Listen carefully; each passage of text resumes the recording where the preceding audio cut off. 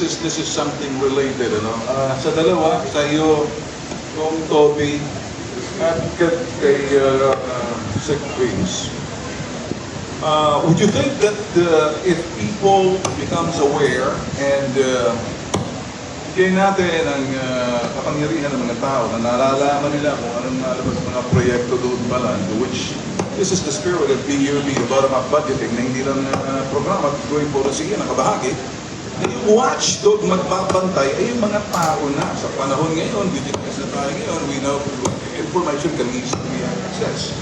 Now, for example, tulad ng explain ni Secretary at sinasabi nyo ngayon, what do you think, Congressman Toby, kung ipasa na lang, i-legislate yung bottom-up budgeting to make it a lot easier at mga tao, inclusivity kasama, magbabantay, mahihirapan na ngayon yung mga sinasabing, not because gusto natin dagdagan pa, but let the people participate, inclusivity between the government and the citizenry.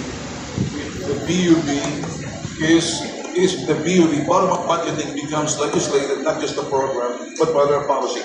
Would you isusulong ba sa Kongreso?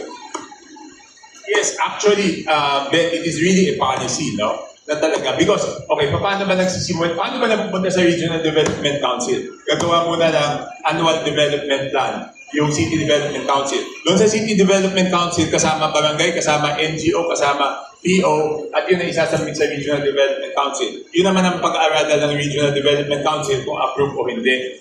At yun ang ipapasa. Talagang doon na nagkakabanggaan when there are political differences. Doon nagkakabanggaan, di ba? So, I think that is the political differences. Yun na nga ang role ng Senado, tsaka ng, because yung Senado is, wala naman silang parochial concerns, di ba? More on national level. So, nababalansin nila yan. At pagpunta nga doon sa DPWH, pag binet nila, doon nila nakikita kung ano talaga yung kailangan at kung ano talaga yung tugma doon sa kabutihan, hindi lang ng local government na yun, kung hindi sa kabutihan ng buong region. At dito, syempre, buong region will equate sa kabutihan ng buong bansa. Di ba? Ganun naman talaga. So, it is a process wherein that we will have to go through. Ngayon, yung mas active yung mga NGOs tsaka POs, talagang mas okay talaga yun. At saka mas active yung mga